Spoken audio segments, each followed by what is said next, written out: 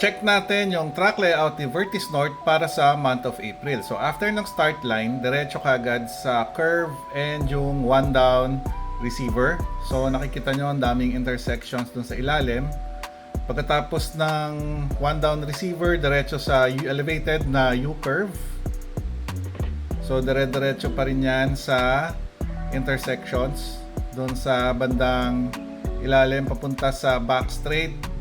Tapos papunta sa curve, paakyat sa cut jump. Then, padiretso uli, may one down receiver. Padiretso dun sa may bandang likod, nakikita nyo yung 20-degree banks. Tapos, yung lane changer nya, nasa likod ng isang bank. Yun. Then, bago mag-proceed sa finish line, meron isa pang obstacle na camelback saka wave. So, significant toss, makikita nyo mamaya sa test run natin. So, dito tayo magkakaroon ng issue. Una nating itry yung bagong buo na Super X chassis. So, magkakaroon tayo ng separate video para sa setup na to.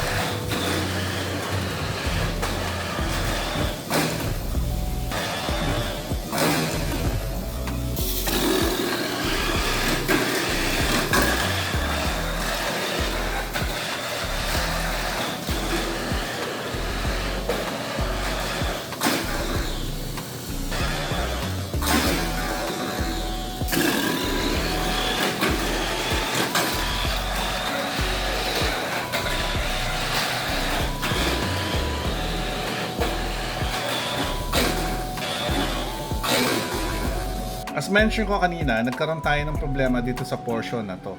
So try naman natin yung next car, yung bagong Super 1 chassis na Magnum Sabre.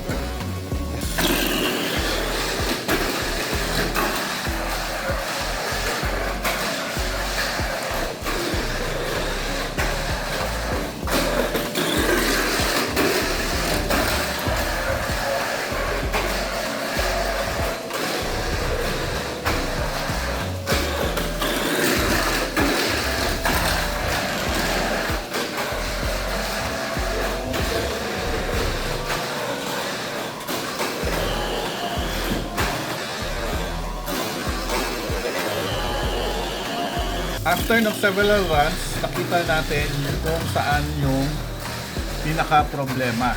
Yung obstacle just before the start-finish line. So dito, kailangan ko ng mga recommendations and ano sa palagay nyo ang concern natin and paano nyo isa-set up yung mga cars niyo para malampasan yung obstacle. So as we notice dun sa mga good runs, mas maganda na na-overshoot yung waves para dumiretso yung pagtakbo. Pa-comment na lang sa baba kung ano yung mga observations niyo and at the same time yung mga recommendations niyo para malampasan yung obstacle ng track layout na to.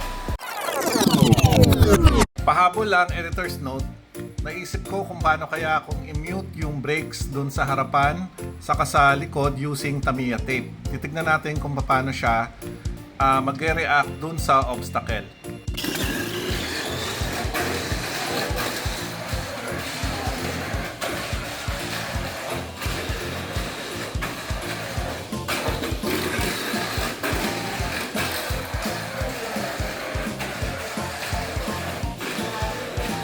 So, naka-isang run tayo na 4 laps. So far, so good.